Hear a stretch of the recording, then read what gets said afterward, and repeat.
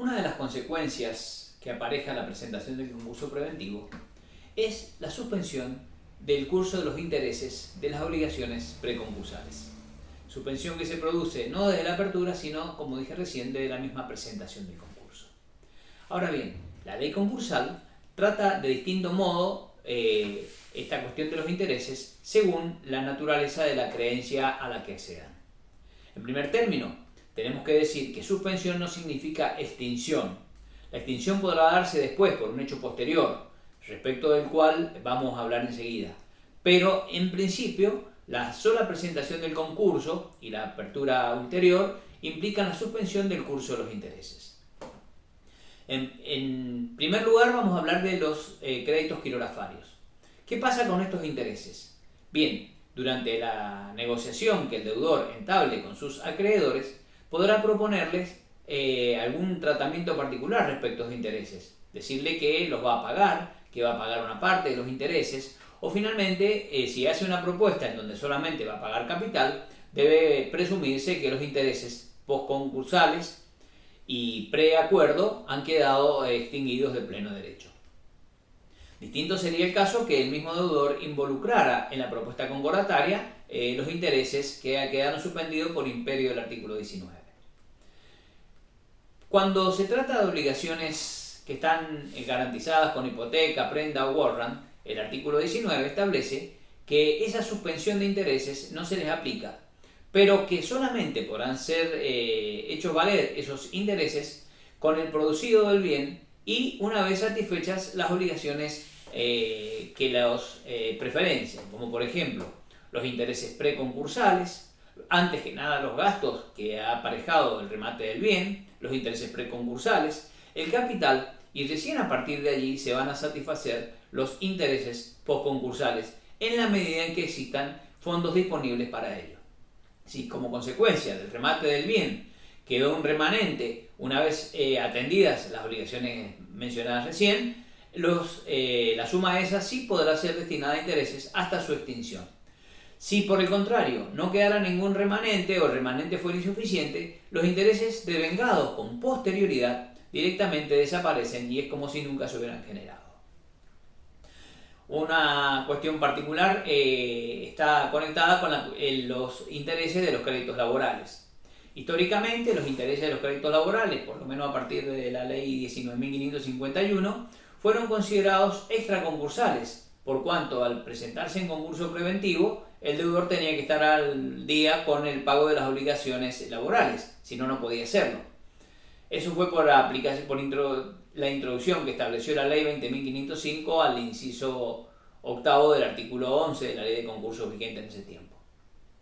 Como consecuencia de ello, es que cuando aparecía un acreedor laboral que no había sido satisfecho en sus acreencias, se lo consideraba para concursal y por consiguiente tenía derecho al cobro de los intereses hasta el efectivo pago, como lo resolvió la Cámara Nacional Comercial en el plenario Seyman y Bonder.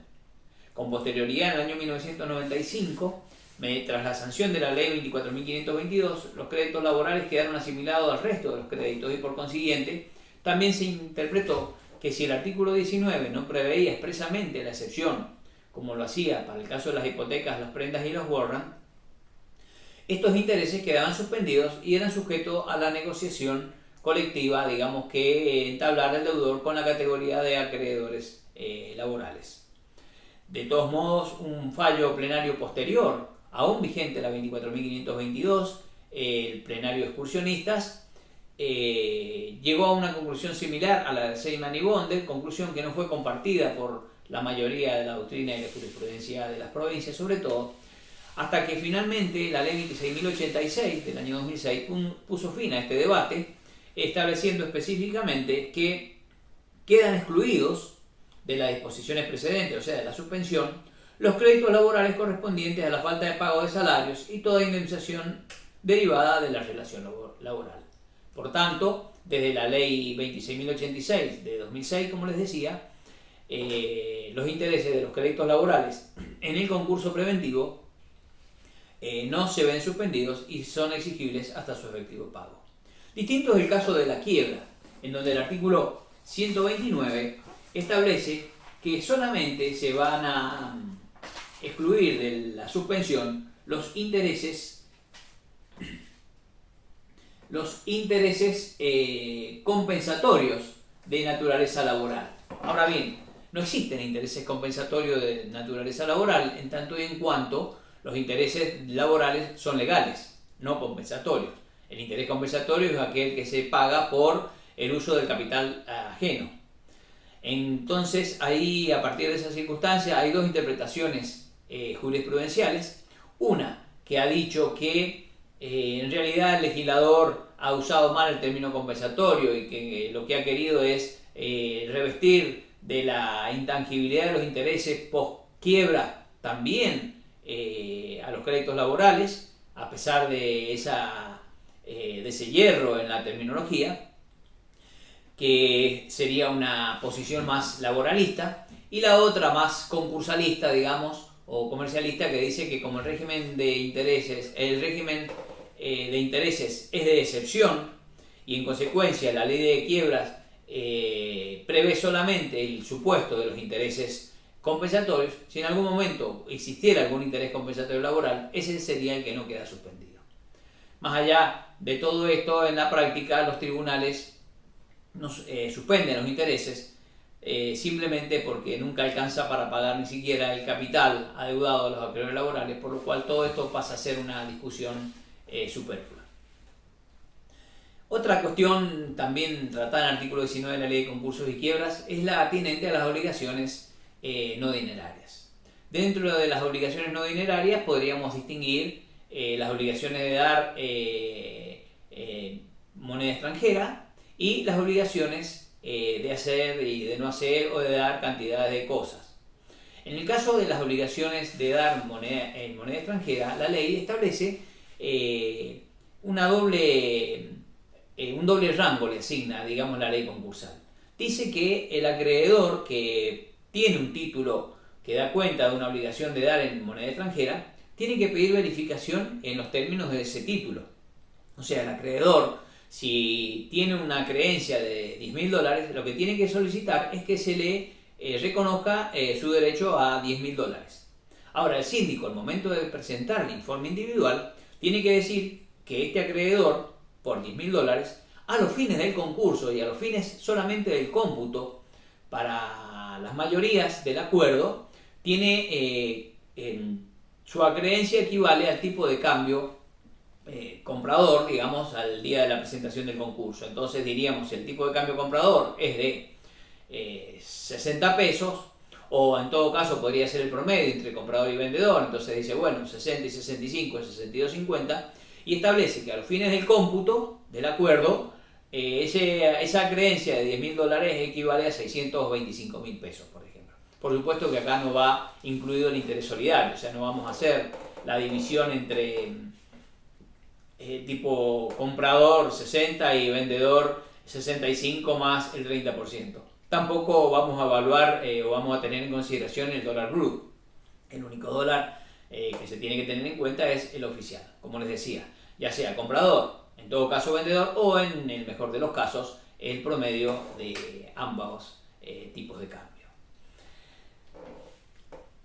El deudor, cuando haga la propuesta concordataria, así como dijimos recién respecto de los intereses de los créditos quirografarios, también podrá hacer una propuesta que contemple específicamente a los acreedores de dar en moneda extranjera y ofrecerles pagar en dólares o al tipo de cambio oficial o de cualquier otro modo que contemple los intereses y que logre el acuerdo de los acreedores.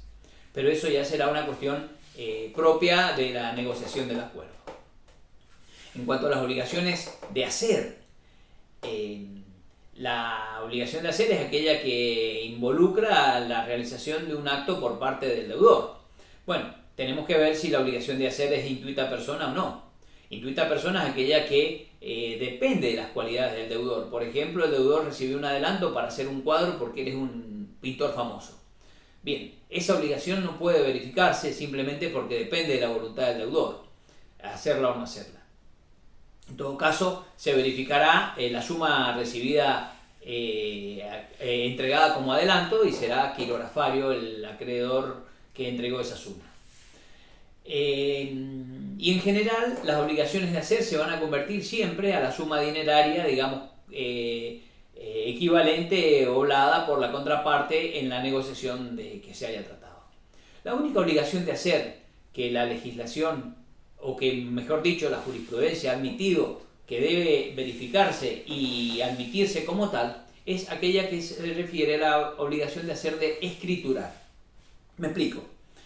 La obligación de hacer de escriturar es aquella que se genera cuando el deudor vendió a través de un boleto de compraventa, o sea, comprometió en venta, porque en realidad la venta se produce con la escritura transactiva de dominio, comprometió en venta un inmueble, por lo cual recibió un porcentaje del precio, mínimo 25%, pudo haber recibido la totalidad, por supuesto, y ese inmueble fue poseído, digamos, tomada la posesión por parte del cocontratante, del adquirente. Sin embargo, no llegaron a hacer la escritura y el deudor se presentó en concurso, y a partir de esa circunstancia el deudor ya queda privado de otorgar la escritura. Este acreedor de obligación de hacer lo que tiene que solicitar no es la suma que entregó, sino que lo que tiene que solicitar es que el juez autorice la escrituración y por supuesto dar las garantías necesarias para el caso que no haya pagado el 100% del precio. Esto se toma por analogía de lo que dispone el artículo 146 en el capítulo de la quiebra, en donde se dice que el adquirente de buena fe y a título oneroso mediante boleto de compraventa de un inmueble tiene derecho a solicitar la escrituración, cualquiera sea su fin, porque antes en realidad el fin era la vivienda propia de su familia. En la actualidad la ley desde el año 1995 ha sacado esa distinción y entonces permite que se escriture cualquier inmueble que ha sido adquirido mediante boleto de compraventa. Si el deudor no otorgara la escritura, no obstante la autorización judicial, bueno, podría ser susceptible de sanciones por parte del mismo tribunal, que tiene a disposición, digamos, el manejo de todo el patrimonio y en consecuencia podría compelerlo a que lo haga. Y si finalmente no lo hace, o si se torna material o jurídicamente imposible el otorgamiento de la escritura, eso se va a convertir en una obligación de daños y perjuicios a favor del acreedor, que será considerada, por supuesto, como quirografaria. Las obligaciones de no hacer no se verifican, por cuanto si el deudor realizó lo que no tenía que hacer, eso ya se ha transformado en una obligación de indemnizar. Y si no ha hecho lo que no tenía que hacer, no hay obligación posible. Y si hace lo que no tenía que hacer después de la presentación del concurso, es una obligación postconcursal que es ajena al concurso previo.